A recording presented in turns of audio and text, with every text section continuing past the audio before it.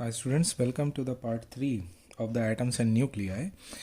Just earlier in the previous we have learned that binding energy per nucleon, average binding energy per nucleon is very essential in finding the stability of the nucleus. Now here in this chapter we have seen that the at mass number from 50 to 80 the nucleus is more stable, and above 80 and below 50 the stability goes down. We have seen the case of the binding mass number 240. I very quickly I want to show you what I'm talking about. I'm talking about this curve. Okay, the binding energy for the mass number 240. Okay, this is stable. So we will be dealing nuclear fission, that is your fission bomb, nuclear bomb is for the above mass number 240.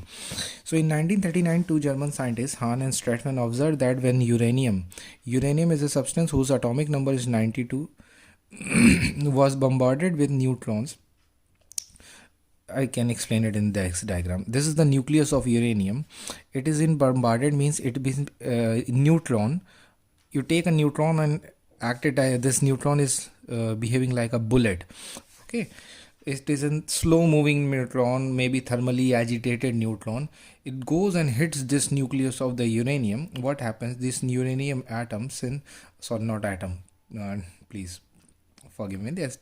It's not atom. It's nucleus. Uranium nucleus. It splits open, and it breaks into two parts: krypton and barium. Barium, whose atomic number is say 56 and 36. Okay, 56 and 36, almost what you can say comparable nuclei.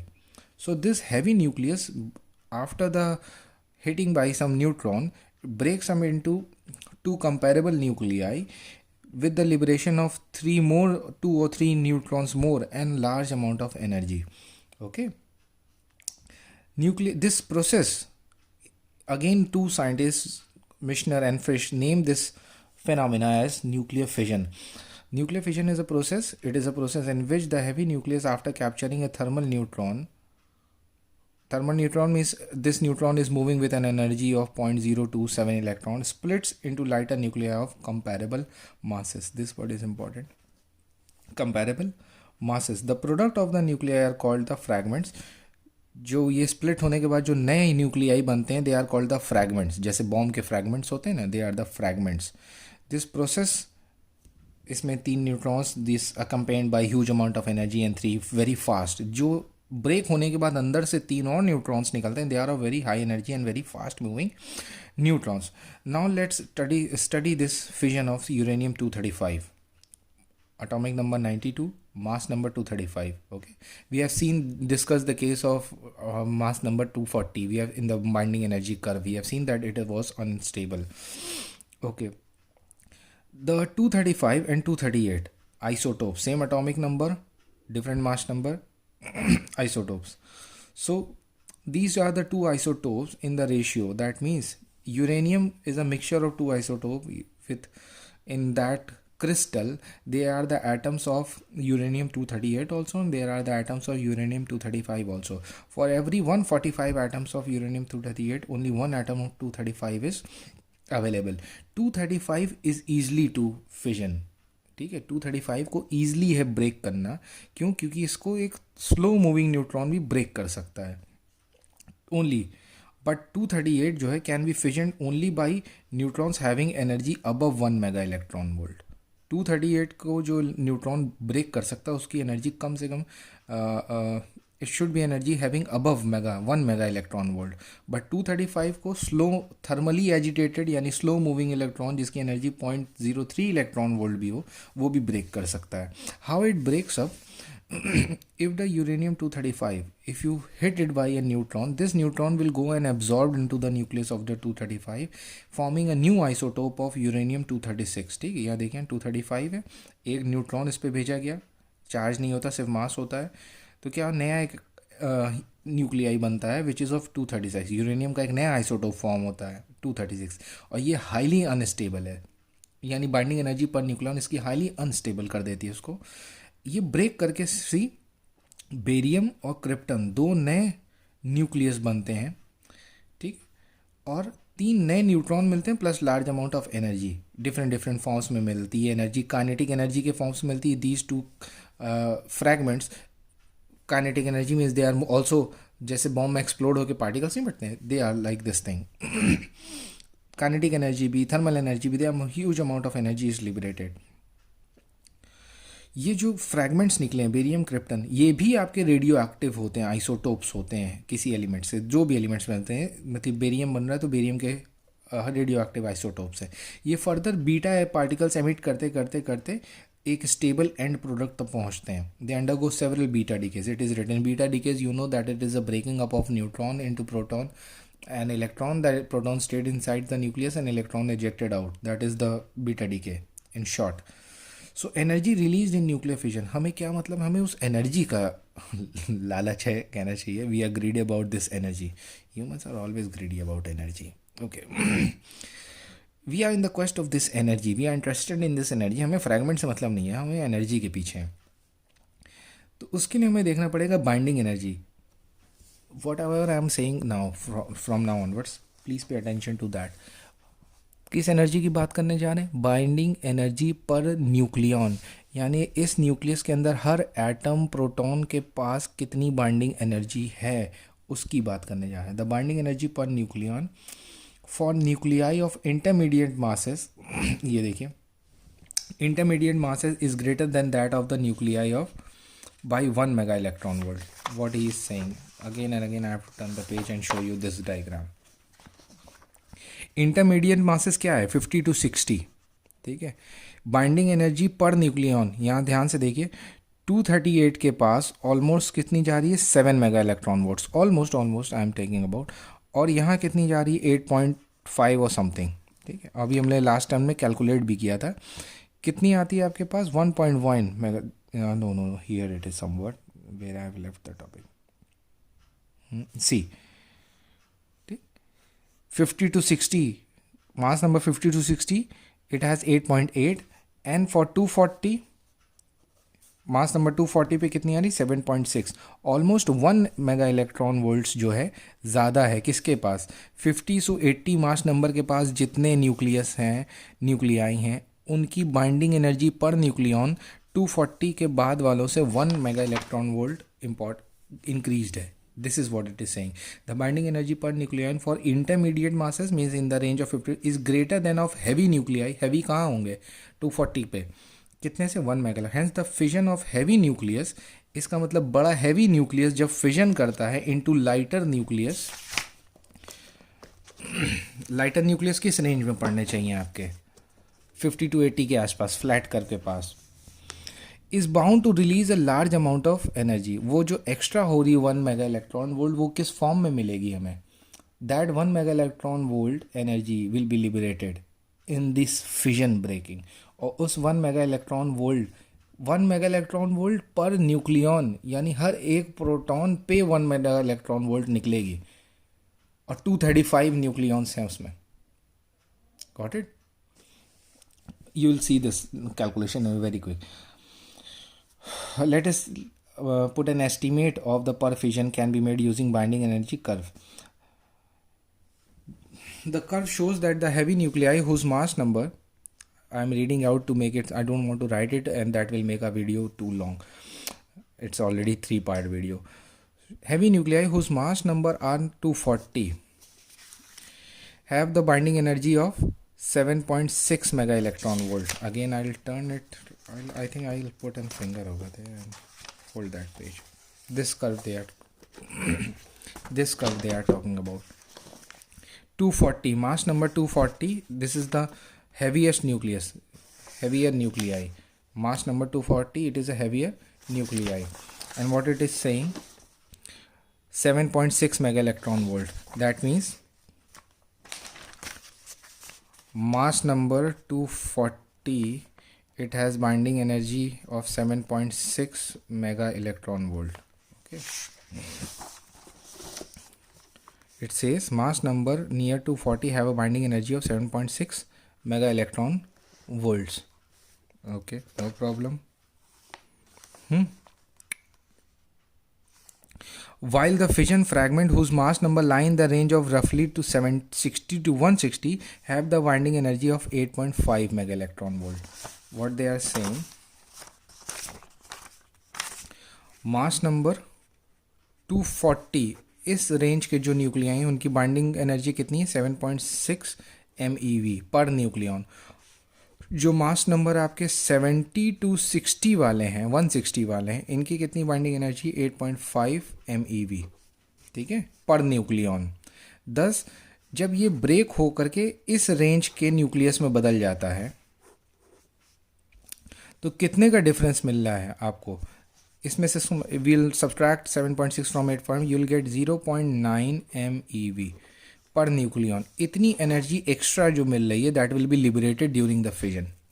ठीक है भाई, इनके पास ज़्यादा होती है ना तो ये लिबरेट कर देंगे. वॉट दे आर डूइंग, दस the fission fragments have on the average binding energy 0.9 mega electron greater than the heavy nucleus. इनसे ज़्यादा इनके पास हो जाती है. दिख रही है. Got it? So this energy will be liberated in the fissions. So the total amount of energy, ये तो per nucleon 0.9 mega electron volt per nucleon. They are total. Suppose the total amount of energy released in this fission of a compound 236.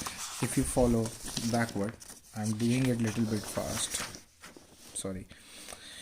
235 captured one neutron, converted into an isotope of uranium 236. This is unstable. They will break into this one smaller.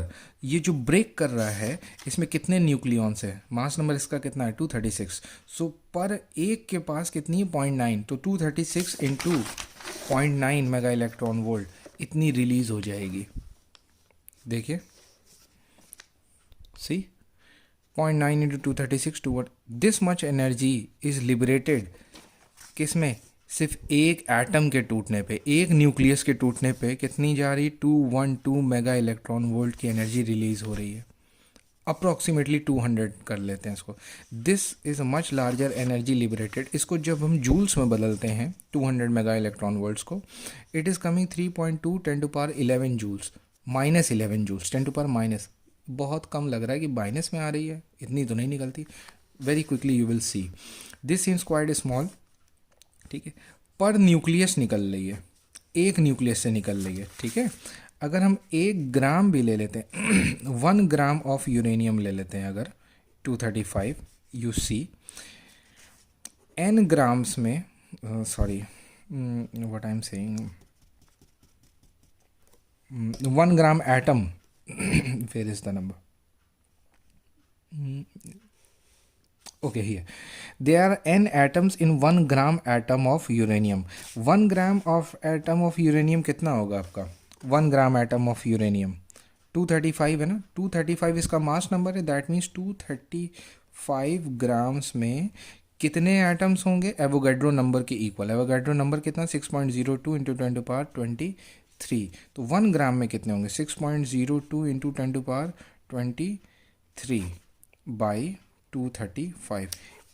1 ग्राम के अंदर इतने number of atoms हैं. ठीक है, पर atom कितनी मिल रही है 200 जूल्स, 200 मेगा इलेक्ट्रॉन वोल्ट्स, या फिर 200 को हम ऑलरेडी कन्वर्ट कर चुके हैं कहीं पे, ये रहा. एक एटम टूटता है तो 3.2 इंटू 10⁻11 जूल्स मिलती है. यहाँ कितने एटम्स ब्रेक कर रहे हैं 1 ग्राम के अंदर, this much atoms. You will multiply this thing by the energy. How much energy you are getting, 8.2 10⁻10 joules. यानी 1 ग्राम भी अगर यूरेनियम का कन्वर्ट होता है या डिसइंटीग्रेट होता है, फिजन करता है, तो how much energy is liberated 8.2 10⁻10 joules. आप समझ में आया, यहाँ कम दिख रहा था भले, but here what is happening, there is a tremendous amount of energy liberated in a fission. That is what I want to show you here. Chain nuclear reaction, it's very simple. One nucleus will break up, it will eject 3 neutrons. These 3 neutrons will further break 3 nucleus. Those 3 nucleus, 3 plus 3 plus 3, total 9 neutrons will liberated. Those 9 neutrons go and hit again 9. So this is increasing very rapidly एक break होता है, 3 निकलते हैं, 3 और तोड़ते हैं, हर एक में से फिर 3 तो 9 निकले, फिर 9 जाके 9 एटम्स को 9 न्यूक्लियस को ब्रेक करेंगे, हर एक में से 3 निकलेगा. So in this manner it will goes on continuously rapidly. This is called chain reaction. But ये चेन रिएक्शन जो है पॉसिबल नहीं होता है जल्दी. ठीक है, जल्दी क्यों नहीं पॉसिबल, मेंटेन नहीं कर पाता है. थियोरेटिकल तो दिख रहा है कि if you break one nucleus it will start a chain continuously and all the nucleus will keep on fissioning up. But the problem is difficulties in the maintenance of a chain reaction and their removal. Difficulties क्या आती हैं? This first slow neutrons breaks the uranium 235. Now these 3 neutrons which is been ejected out, इनकी energy बहुत ज़्यादा है.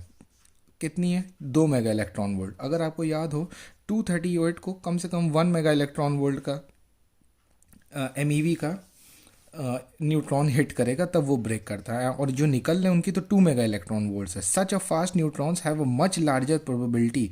इनकी probability क्या है कि ये स्कैटर्ड हो जाएं. ठीक है, these neutrons which is been fragmented from the first fission, they have the energy of 2 mega electron volts. Such a high energy will be scattered. जो बाकी न्यूक्लियस प्रेजेंट है उनसे स्कैटर कर जाएंगे, और जैसे ही स्कैटर करेंगे उनकी एनर्जी बहुत कम रिड्यूस हो जाएगी 1 मेगा इलेक्ट्रॉन वोल्ट पे. अब प्रॉब्लम क्या है कि 238 को ब्रेक करने के लिए कम से कम 1.1 चाहिए, तो वो स्कैटर होकर इनकी एनर्जी खो गई है ना. On the other hand 235 nuclei, यानी आपको याद हो तो यूरेनियम के अंदर 2 तरह के आइसोटोप हैं, 235 and 238. 235 nuclei can however be fissioned by these fast neutrons, but their number is insignificantly small.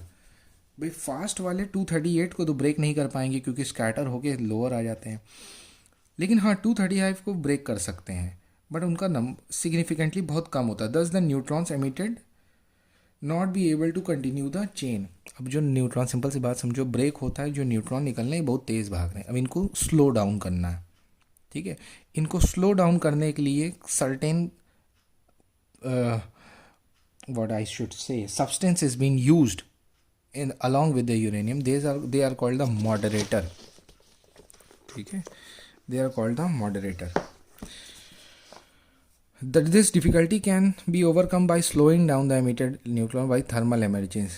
ठीक है, स्लो डाउन किया जाता है टू थर्मल एनर्जीज पे. कितने? 0.03 इलेक्ट्रॉन वोल्ट तक इनको स्लो किया जाता है. Then the probability of their absorption by 238 would become very low, while the probability of fissioning 235 would become very high. जो फास्ट पहले फिजन में न्यूट्रॉन्स निकले थे उनको मॉडरेटर, ये दिख रहा है बीच में, ये 3 न्यूट्रॉन्स निकले पहले ब्रेक होने पे, बहुत फास्ट है, इनको मॉडरेटर क्या करता है? स्लो कर देता है. कितने तक? 0.03 तक. अब इतनी कम एनर्जी पे ये 238 को तो ब्रेक नहीं कर पाएंगे, 235 वाले को तो ज़रूर ब्रेक कर सकते हैं. ठीक है, no problem in this part. अब आपकी प्रॉब्लम जो थी वो सॉर्ट आउट हो गई कि they are coming down to a lower energy of 0.03 electron volts which is sufficient to break the nucleus of uranium 235. Okay, and this after the moderator, these neutrons can continue the chain reaction by fissioning 235. Even there is a very small number of 235 in the natural uranium, but that is okay for the creation of that energy. Okay, good moderators are graphite and heavy water which is used. Second difficulty जो होती है maintenance में chain reaction की, that the fast neutrons which is been liberated, ठीक, book की language से हट के समझा देता हूँ, I want to teach you. Those fast neutrons which is been liberated, आपने उनको स्लो करने के लिए मॉडरेटर तो लगा दिया, कोई प्रॉब्लम नहीं, बट अभी भी वो स्लो डाउन होने से पहले कितना डिस्टेंस ट्रैवल कर जाते हैं? 10 सेंटीमीटर. तो अगर आपका टोटल सब्सटेंस ही 10 सेंटीमीटर से छोटा है तो जो न्यूट्रॉन्स निकलेंगे जब तक वो स्लो होंगे वो सब्सटेंस के बाहर जा चुके होंगे. बात समझ में आई? पहली प्रॉब्लम थी कि फास्ट न्यूट्रॉन्स निकलते थे पहले ब्रेक में, वो चेन नहीं कंटिन्यू कर पाते थे, तो आपने मॉडरेटर लगा दिया. We have applied the moderator की वजह से न्यूट्रॉन स्लो तो हो जाएंगे, बट प्रॉब्लम ये है कि स्लो होते होते उनको 10 सेंटीमीटर लग जाता है. ठीक है, ट्रैवल अ डिस्टेंस। तो अब जो साइज़ है, जो फिजन होने के लिए जो मटेरियल, जो फ्यूल आपने यूज़ किया है यूरेनियम का, जो ब्रेक करने वाला है, उसका साइज़ ऐसा होना चाहिए, एक क्रिटिकल साइज़ होना चाहिए कि मॉडरेटर के बाद भी वो जो न्यूट्रॉन स्लो हुए हैं वो अभी भी सब्सटेंस के अंदर ही रहें, तभी तो न्यूक्लियस को हिट करेंगे। If they leave the substance, how they are going to continue the chain reaction? That is the second problem. Okay, therefore to continue the chain reaction the size of the fissionable substance should be bigger than the certain critical size. तो अब critical size की calculation पे आते हैं। According to your syllabus nothing is mentioned about the critical size, but very clearly, very quickly I want to show you. Let the radius, जो substance आपने, let radius of the some piece of the substance to be R, यानी जो substance ले रहे हैं उसको क्या कर लेते हैं, स्फेरिकल समझ लेते हैं। ठीक है, एक बॉल के जैसा आपने ले लिया है, यूरेनियम को बॉल ले लिया जिसको आप फिजन करने वाले हैं। Let the radius of that ball be, sphere be R. पहले प्राइमरी फिजन, पहले एक न्यूक्लियस टूटेगा, उसमें से 3 निकलेंगे। पहले न्यूक्लियस टूटने पे, अब ज़रूरी तो नहीं पूरे इतने बड़ी बॉल में पहला ही टूटे, आपने 2-4 न्यूट्रॉन फायर किए, पहला फिजन हुआ, 2-4 जगह हिट किया, पहला फिजन हुआ, उसमें से कितने न्यूट्रॉन्स निकले हैं, फास्ट मूविंग n निकलते हैं। ठीक है, जिसमें से a जो है बिना फर्दर फिजन किए एब्जॉर्ब हो जाते हैं, और जो l हैं वो बाहर निकल जाते हैं। क्या चीज़ हो रही है, let me take a fresh paper, हो गई भाई, आपने एक न्यूट्रॉन मारा, ये ब्रेक कर गया और इसमें से n न्यूट्रॉन्स निकले हैं फास्ट।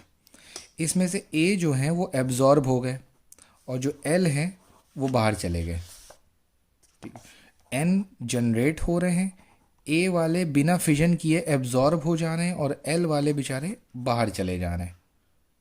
ठीक है, तो कितने पहले प्राइमरी फिजन में कितने नए न्यूट्रॉन्स बनेंगे वो किस पे डिपेंड करेगा, ग्रेटर द इनिशियल सब्सटेंस, जितना ज़्यादा वॉल्यूम होगा सब्सटेंस का उतनी ज़्यादा चांसेस है कि पहले प्राइमरी फिजन में नंबर ऑफ n क्रिएट हो, और जो एब्जॉर्ब होंगे वो भी वॉल्यूम पे डिपेंड करेगा, जितना वॉल्यूम होगा उतने एब्जॉर्ब हो जाएंगे।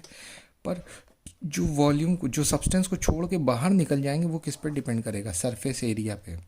अगर किसी कमरे में एक ही डोर है और उसमें 100 पीपल बंद है, ठीक है, और उस दूसरी जगह 100 पीपल बंद है जिसमें 5-6 डोर्स हैं, तो किस में से ज़्यादा बंदे निकल सकते हैं, 5-6 डोर्स में। That means greater the surface area, greater the number of particles which is leaving the surface.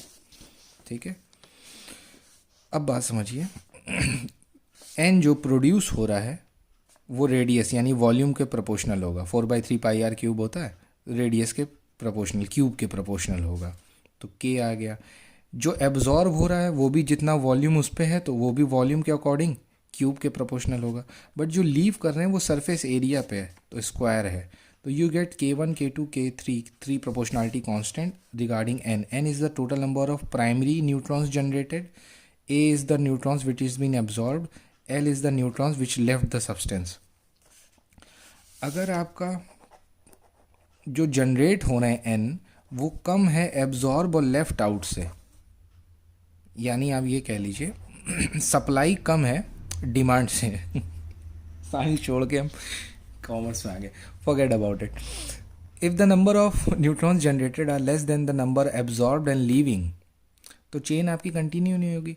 Chain कब कंटिन्यू होगी, जब जो क्रिएट हो रहे हैं नए न्यूट्रॉन्स वो एब्जॉर्ब्ड और लेफ्ट आउट वालों से ज़्यादा हैं, तभी चेन कंटिन्यू होगी। Got it?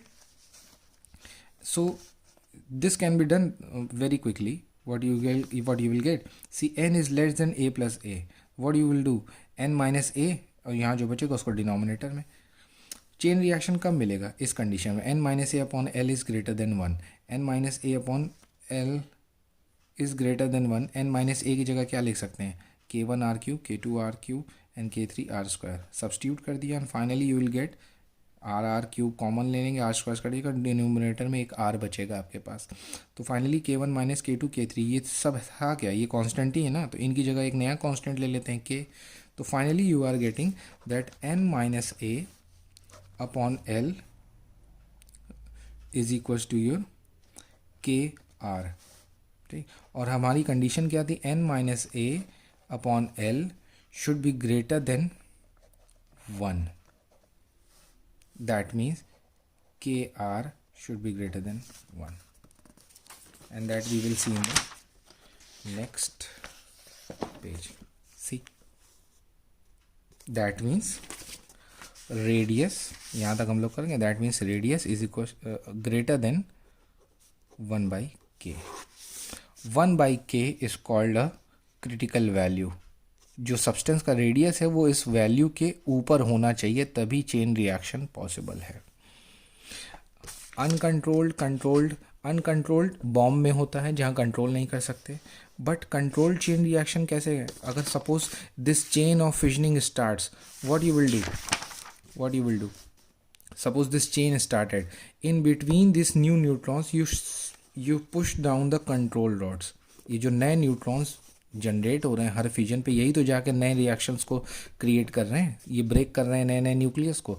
तो आप क्या करोगे, एक रॉड डाल दोगे, कंट्रोल रॉड, जो इसको एब्जॉर्ब कर ले. किसको? जो नए न्यूट्रॉन्स जनरेट हो रहे हैं ना हर फ्यूजन में, उनको एब्जॉर्ब कर लेगी. तो फर्दर चेन रिएक्शन स्लो हो जाता है. इसको कहते हैं controlling the chain reaction.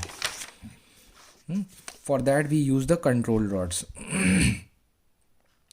And it is used in the nuclear reactor. Uncontrolled कहाँ होता है आपका? न्यूक्लियर बॉम्ब में. बहुत ही डिवास्टेटिंग होता है. सो nuclear reactor, this is whole theory. Fuel, moderator, control rods, coolant, shield. You can do it, study it by it. Okay, study it. This is whole setup is theoretical. Safety, measurement, construction, working is not, I think not in depth is mentioned. Main parts of the nuclear reactor including their function, fuel, eliminator. Okay, you can study this theoretical part. I'm leaving it out. I'm focusing in how to explain what is happening in the nuclear reaction. So fission, we have already seen everything. You can see the nuclear equation. This is not chemical, this is nuclear equation. Uranium-238 plus 1 neutron will give you uranium-239 plus energy. Gamma radiations is also a sort of energy. Got it? So here are some more nuclear reactions and nuclear equations are given. You can see it out. Nuclear fusion. What is nuclear fusion? If you take the two lighter nuclei and fuse them, it will form an heavy nucleus plus lots of energy. When two or more very light nuclei moving at very high speeds are fused together to form a single nucleus, then the process is known as nuclear fusion. Fission से कहीं ज़्यादा fusion में energy मिलती है. वो अभी मैंने आपको पिछले पार्ट 2 में एक्सप्लेन किया है बाइंडिंग एनर्जी कर्व पे, कि वो जो डिफरेंस आता है from lower to the mid part, that is very huge. Okay, and they are certain difference between fission, fusion, practical difficulties. These are all theory part. So whatever has been conceptual, I'll taught you. In the sun, there are thermonuclear energy. What is thermonuclear energy? What is happen in nuclear reactor? In their nuclear reaction, fission reaction has been done, and that fission reaction creates large amount of heat energy. That heat energy is used to boil waters to create steam, and those steams runs the turbine to create electricity and other forms of mechanical energy. Here you can see, this is the reaction chamber. These are the control rods, moderator rods are given, okay, and it has been surrounded by some coolant and water. So this gets heated up, goes into this here heat exchanger. This is of boiling water. This heat exchange, this tube contains very high amount of heat. The substance which is inside the reaction chamber is going circulating in this tube, and this tube heats up this water, and this water as a steam leaves out, and what happens, it runs any turbine. From this chamber you can run any turbine or any other source of creating energy, propulsion device, any device you can. So that is all about your nuclear fission and fusion. Okay, this whole proton cycle is not in the syllabus. Just what are the reactions going in the sun, how the sun and fusion reaction is going on. Okay, so this whole calculation is not required. The syllabus says details of the chain reaction not required. So this is all about your nuclear fission and fusion, and that will come on to the very last unit, that is atoms and nuclei. Okay, study it. If you have any doubt, you can ask it over the email I have provided, or even in the comment. If you have any problem, I'll more than, if many students face problem in any one part, I'll make another video for that part in detail. Okay, thank you.